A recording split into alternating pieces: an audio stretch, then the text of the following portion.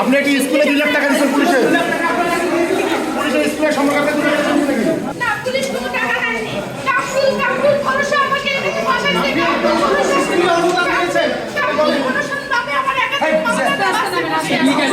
অভিযোগ আছে কিনা? যে বড় ভাই আপনি অভিযোগ আছে কিনা বলেন। আমি নরেস্টক রেকর্ড দিস। রাজনীতি দলের নাম নেই। আমাকে মিথ্যা কিন্তু কি কমিটির সাথে আপনার ছবি দেখা যাচ্ছে? পুলিশের সাথে আপনার ছবি থাকতে পারে, অনেকেরই ছবি থাকতে পারে। কি করবেন? রাজনীতি দলের নাম থাকা?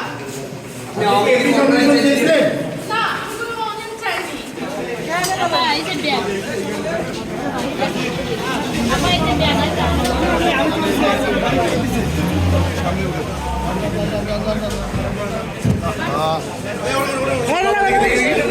কে যাবে আপা আপনারা একটু সাইড দেন।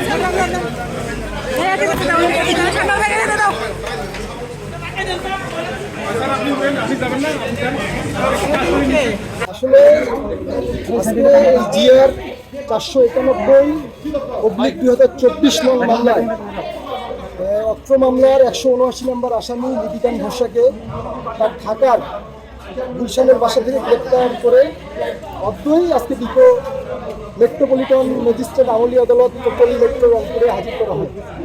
আমরা আসামি পক্ষে তার জামিনের দরখাস্ত দাখিল অন্তে জামিন শুনানি করেছি। আমরা বলেছি তাকে পারিবারিক এবং সামাজিকভাবে হয়রানি এবং জব্দ করার হীন উদ্দেশ্যে এবং কতিপয় ব্যক্তিগত উদ্দেশ্য চরিত করার উদ্দেশ্যে তার বিরুদ্ধে অত্র মামলা আনয়ন করেছে এবং অত্র মামলায় তাকে 179 নম্বর ভুক্ত আসামি করা হয়েছে। এখানে আমরা এজাহারের বর্ণনায় দেখেছি অত্র আসামির বিরুদ্ধে কোনো সুনির্দিষ্ট অভিযোগ নাই। আসামির বিরুদ্ধে জাস্ট শুধু আসামির নাম ছাড়া অন্য কিছু এজাহারে বর্ণনা করা হয় নাই। কাজেই আমরা আদালতের কাছে বলেছিলাম যে আমাদের এই আসামিকে বিনা অপরাধে জেল হাজতে রাখা আইন বিরোধী হবে এবং আসামির প্রতি অন্যায় হবে। কাজেই বিজ্ঞ আদালত যে আমরা যে সাবমিশন রাখছি সেই সাবমিশনে শুনানি অন্তে বিজ্ঞ আদালত তার জামিন নামঞ্জুর করে তাকে জেল হাজতে প্রেরণ করেছে।